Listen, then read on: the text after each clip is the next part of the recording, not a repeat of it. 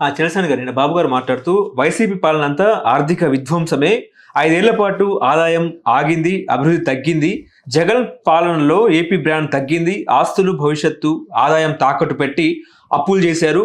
ఈ 18 నెలల అభివృద్ధి కోసం నేను ఎంతో కష్టపడుతున్నాను, ఒక్కరోజు కూడా సెలవు కూడా తీసుకోలేదు అన్నట్టు కూడా ఆయన మాట్లాడారు. అదేవిధంగా పరకామణిలో డబ్బులు కొట్టేస్తే చిన్న నేరమని అంటారా, ఎంత హాస్యాస్పదం అన్నట్టు కూడా బాబు గారు మాట్లాడారు. అదేవిధంగా డల్లాస్లో లోకేష్ గారు మాట్లాడుతూ 15 ఏళ్ళు కూటమే, మేమే అటాచ్ అయి ఉంటాము, విడాకులు తీసుకోము, మిస్ ఫైర్లు క్రాస్ ఫైర్లు ఉండవు అన్నట్టు కూడా ఆయన మాట్లాడుతున్నారు. ఏం చెప్తారు సార్? 3 చెప్పారు మీరు. మొదటగా ఏది బాబు గారు జగన్మోహన్ రెడ్డి మొత్తం చిన్నాభిన్నం నేను ఒకటి చెప్తాను. జగన్మోహన్ రెడ్డి గారు రైట్ స్పిరిట్లో ఇప్పుడు 2 విషయాలు తీసుకున్నాం. ఎస్, బ్రాండ్ ఇమేజ్ కొంత దెబ్బతింది. అమరరాజు గారి మిగతా విషయాల్లో బ్రాండ్ ఇమేజ్ కొంత దెబ్బతిన్న మాట వాస్తవం. బట్ జగన్మోహన్ రెడ్డి గారికి కానీ చంద్రబాబు నాయుడు గారికి ఆంధ్రప్రదేశ్లో వాళ్ళకి చెడ్డ పేరు తెచ్చుకోవాలంటుందా?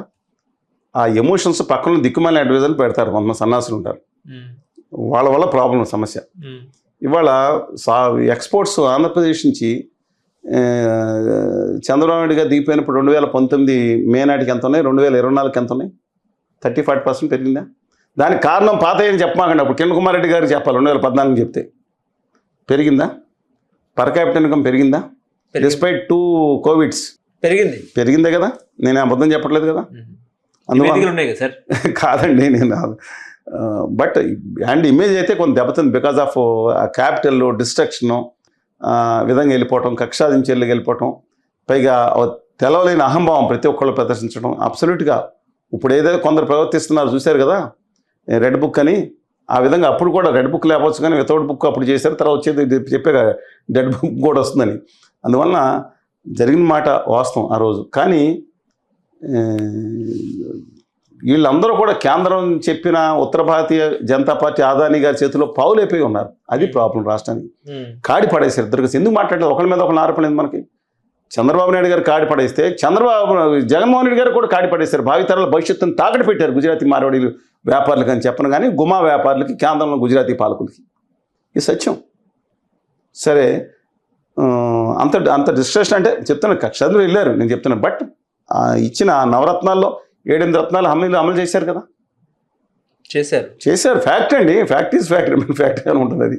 తర్వాత రెండో విషయం ఏంటంటే చంద్రబాబు నాయుడు గారు వచ్చింది నిజంగా చెప్తున్నాను, రాత్రి మళ్ళీ నో సెకండ్ దాటింది. ఆ సీన్ నో అంటే నాకు తెలిసిన పరిచయం 5-10 మంది మిత్రులు సిద్ధరామయ్య గారి దగ్గరికి వెళ్తాను, లేకపోతే ఈ కర్ణాటక మిగతా లేకపోతే దిగిపోయిన చీఫ్ మినిస్టర్స్ కానీ చాలామంది పరిచయం ఉంటే 10 మంది ఉంటే వ్యక్తిగతంగా గట్టిగా స్టడీ చేయలేకపోవచ్చు. చంద్రబాబు నాయుడు గారు అంత కష్టపడే మనిషి పాలిటిక్స్లో కనపడలేదండి.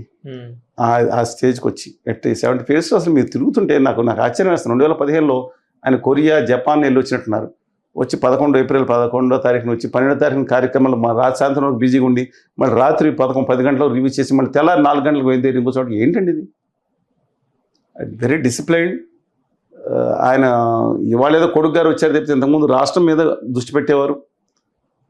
మైనస్ పాయింట్స్ ఉండొచ్చు, I'm not denying that, but డెఫినెట్గా ఆయన కష్టపడి పని చేస్తున్నారు అనుకోవాలి. No second thought in that. There no match for him as for that. అంటే కష్టపడితేనే ఫలితాలు వస్తాయి చెప్పలేం. కష్టపడే విషయంలో కానీ తనకు పేరు తెచ్చుకోవాలనే విషయంగా, రాష్ట్రానికి ఏదో ఒకటి విజన్ ఉండే విషయంలో కానీ ఆయన తప్పట్టాల్సిన పని లేదండి. కానీ పరకామణ విషయం మీరు అంటున్నారు, జగన్మోహన్ రెడ్డి గారు మాట్లాడిన తప్పేనా? లాజికల్కి అందని సమస్యలు, లాజికల్కి అందని. ఎందుకంటే వాళ్ళకి మిగతా మతస్థులు కొంతమంది తెలియదండి. డబ్బులు హుండీలో వేయటం వేరు, తిరుపతి హుండీ వేరు. వడ్డీ కాసులు వాడు కుబేరుడి దగ్గర అప్పు పెళ్లి కోసం అప్పు చేసి తీర్చడానికి అనేది ఒక మా మతంలో అది ఒక. నేను అయోధ్య వెళ్ళాల్సింది తేలిన సంగతి. మీ అందరం కొలిచే దైవం వెంకటేశ్వర స్వామి తక్కువగా కళ్యాణ్ బాబు గారు ఇంతకుముందు చేసినట్టు ఏది మాకు ఇప్పటివరకు తిరుపతి, ఇప్పటి నుంచి మేము వీళ్ళు గో బ్యాక్ టు బాలాజీ నుంచి అయోధ్య వెళ్ళిపోతామని వెంకటేశ్వర స్వామి తక్కువ చేసినట్టు మాట్లాడిన వీడియోలు ఉన్నాయి, చూడండి. తప్పు కదా, హిందూ నాయకులే గొడవలు చేస్తానని మాట్లాడడం తప్పు, అది పక్కన పెడదాం. అది కానీ ఆ తిరుపతి విషయంలో మాత్రం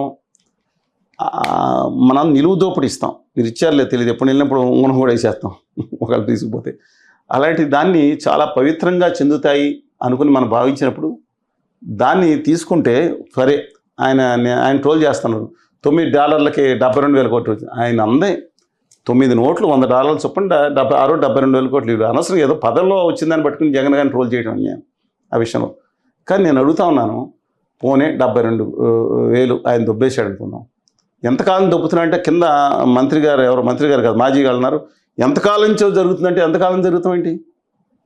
సరే, ఎంత తిన్నా విచారణ చేశారా? కేసులు ఎందుకు బుక్ చేయలేదు? ఏది అవినీతి నిరోధక చట్టం కింద కేసులు ఎందుకు బుక్ చేయలేదు చెప్పండి. అందు గారు పెట్టి కేసు కింద పెట్టి అవినీతి నిరోధక చట్టం కింద లేదా క్రిమినల్ కేసు బుక్ చేస్తే మాఫీకి అది ఉండదు కదా అవకాశం అంతా. ఎవరిని అడిగి మాఫీ ఎవరికి తెలుసు? అసలు 14 కోట్ల రాసిచ్చారు. మీకు ఎప్పుడు విన్నారా అసలు? 72,000 దొబ్బేస్తే 14 కోట్ల ఆస్తి ఎందుకు రాసిచ్చాడు? మంచిదే కదండి, దండం పేడ. నిజంగా కనుక అలా చేసుంటే కరుణాకర్ రెడ్డి గారికి సెలవు కప్పాల్సిందే. హానెస్ట్గా చెప్తున్నాను నేను. I don't have any other feeling అండి. Great, no second thought in that. ఎందుకు ఆ రోజు ప్రచారం చేసుకోలేదు? ఇప్పుడు కొట్టేసిన వాళ్ళందరి దగ్గర అదే పని చేస్తున్నారా? ఆ లాజిక్ అందట్లేదు. అది వాళ్ళ వివరణ ఇవ్వాలి. అందుకని చిన్నది ఏదో పెట్టి అనవద్దండి. ఆయనకి ఆ భావం పవిత్రభావం ఆయన తెలియపోవచ్చు. కరుణాకర్ రెడ్డి గారు, సుబ్బారెడ్డి గారు కూడా స్ట్రాంగ్ హిందూ అండి. కరుణాకర్ రెడ్డి గారు కొంత హేతువాద భావనలో ఉన్నా సరే ఈ నెవర్ దళిత గోవింద్ అని పెట్టి ఆయన ఉన్నన్నాళ్ళు, ఆ పదవులు ఉన్నన్నాళ్ళు ఈ ట్రైడ్ అయినా అనుకున్నాను. బట్ వాట్ ఎవర్ లోపాలు ఉన్నాయి, దట్ ఇస్ డిఫరెంట్ ఇష్యూ. కానీ సుబ్బారెడ్డి గారు స్టాంచ్ హిందూ అండి. మిస్ కూడా చెప్తున్నాను. సరే, ఏదైనా వాళ్ళకేమైనా ద్రోహం చేయాలని ఉంటుందా? ఇప్పుడున్న చైర్మన్ గారు ఉన్నారు, అంతకుమించి అసలు చరిత్రలో లేని విధంగా అన్ని మతస్థులు దాంట్లో ఉంచకూడదు, వేరే చోట ట్రాన్స్ఫర్ చేయాలని అద్భుతంగా ప్రయత్నిస్తున్నారు. దాని మీద విమర్శలు నాకు అర్థం కాదు. ఎవరు మేము విమర్శించాలి? పని ఏంటి? తప్పు చేస్తే విమర్శిద్దాం, నిర్మాణాత్మకంగా అభివృద్ధి చేసి నిర్మాణాత్మక విమర్శ చేయాలి, మంచి చేస్తే చేయాలి. ఆర్టిఫిషియల్ ఇంటెలిజెన్స్ ఎందుకు వాడుకోకూడదు? వాడుకుని తొందరగా దర్శనం అయ్యేటట్టు దేవదేవుని కలిగి వైకుంఠ దైవాన్ని మనం చూడాలి కదా. అలాంటిది పాజిటివ్గా తీసుకుంది, నెగిటివ్గా తీసుకుంటలేదు.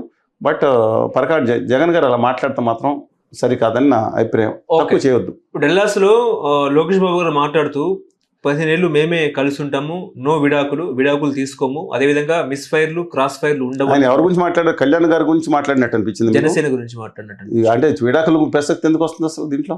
మేము విడిపోము 15 ఏళ్ళు పాటు. విడాకులు అసలు మాట్లాడాల్సిన అవసరం ఉందా? సరే, 10 సార్లు విడిపోమంటే విడిపోతారని అర్థం అండి. ఎవరిని అడుగుతారా? భార్య బదులు విడిపోతారంటే పోవా అంటాడు అవుతాడు. మీరు వెళ్ళి ఎవరైనా భార్య బదులేదు కానీ విడిపోతున్నారంటే ఏమంటారు? ఆవిడ ఊరుకుంటుందా? కానీ మొన్న పవన్ కళ్యాణ్ గారు కూడా ఇదే మాట అన్నారు, మేము విడిపోము అన్నే ఉంటాయి. ఏమంటే విడిపోతే అధికారంలోకి వస్తాం, కలిసి ఉండి విడిపోతాం, ఇందే భ్రమలో ఉంటారేమో. 2023 నాటికి ఎవరు లేదన్నా తెలుగుదేశం పార్టీ సొంతంగా పోటీ చేసిన అధికారంలోకి వచ్చేది. షూరా? పక్కాగా చెప్తే మనం మాట్లాడుకున్నాం. ఇక్కడ 130 స్థానాలు తక్కువ కాకుండా, ఎందుకంటే యాంటీ వచ్చిందండి నెంబర్ ఆఫ్ కారణాల వల్ల. అనేది 22 పార్లమెంట్ సీట్లు వచ్చాయి ఇండివిజువల్గా వెళ్ళినా. ఆయన సాగుగొట్టి చెవులు ముంచింది కేంద్రంలో ఉన్న గుమా వ్యాపారులు. జగన్మోహన్ రెడ్డి గారు దాంట్లో భాగంగా మారారు.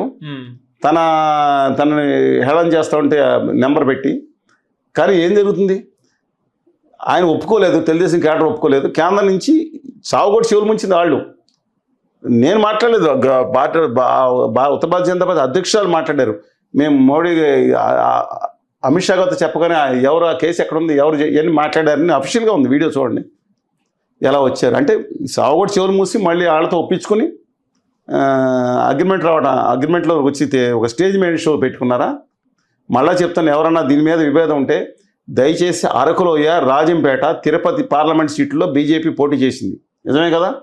ఆ చేసిన సీట్లలో బీజేపీ కంటే కూడా అక్కడ స్థానికంగా పోటీ చేసిన తెలుగుదేశం అనుకో దానికి ఎక్కువ ఓట్లు వచ్చింది. 1,00,000 లేదా 3 సీట్లు నెగ్గింది. అంటే బీజేపీతో లేకుండా ఉంటే 22 సీట్లు తక్కువ కాకుండా పార్లమెంట్ సీట్లు తెలుగుదేశం నెగ్గే అవకాశం ఉంది.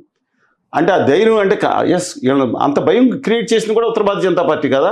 జగన్మోహన్ రెడ్డి ఉండగా అమ్మో ఏం చేయలేము మనం, పోలీసులు వాళ్ళంతా అయిపోతే భయం, అమ్మో వాళ్ళు ఉంటే బెటర్ అని భయం కల్పించింది. వాళ్ళు సర్వనాటక సూత్రధారి కేంద్రంలో ఉన్న ఆదాని అండ్ కో అని శిష్యులు. వాళ్ళని ఏమైనా వ్యతిరేకిస్తే కనుక లోపలే చేయటం, కేసులు పెట్టి వేధించడం ఏందండి దౌర్భాగ్యం. Very unfortunate. అశ్వమేధ యాగం చేస్తానంటాడు. ఏదైతే గుర్రానికి అడ్డొచ్చిన వాళ్ళందరినీ వేసేయటమో బానిసలుగా మారటమే. Very unfortunate. బట్ లోకేష్ గారు చెప్పిన దాంట్లో పాజిటివ్ యాంగిల్లో తీసుకోండి. పదే ఆయన మధ్యన పవన్ కళ్యాణ్ బాబు గారి మధ్యన వచ్చిన గొడవల్ని లేవు, మీ ఇద్దరం కలిపే ఉంటామని. ప్రాబ్లీ 2027లో ముఖ్యమంత్రి అవుతారేమో నారా లోకేష్ బాబు గారు. తర్వాత ఖచ్చితంగా కళ్యాణ్ బాబు గారు కూడా ముఖ్యమంత్రి అయ్యే యోగం ఉందని ప్రముఖ గ్రహశాస్త్రవేత్తలు, సిద్ధాంతులు, జ్యోతిష్ శాస్త్రవేత్తలు చెప్తున్నారండి. కొన్నాళ్ళైనా అయితే వచ్చింది దట్ డిఫరెన్స్ బాబు. కానీ ఇద్దరు కలిపి ఉంటే అయిపోతారు అనేది నేను నమ్మనండి. ఒకళ్ళు జనంలో వ్యతిరేకత వచ్చింది అనుకోండి, జగన్మోహన్ రెడ్డి గారు అవ్వచ్చు, లేదా ఇంకోటి అవ్వచ్చు. నా ఉద్దేశంలో వీళ్ళందరూ వెళ్ళిపోయి కొత్త తరం రావాలని. 35 సంవత్సరాల తర్వాత మీలాంటి యువతరం కసితో ఒక పని చేయాలని ఆసక్తితో, ఒక డబ్బులు సంపాదించిన దుర్బుద్ధి లేకుండా, కుటుంబాలకు వెనకేసుకోవాలని దుర్బుద్ధి లేకుండా కొత్త తరం వచ్చి మెకిలిపట్టిన వ్యవస్థను తీసేసి వాళ్ళు ఉండాలనేది నా కోరికండి.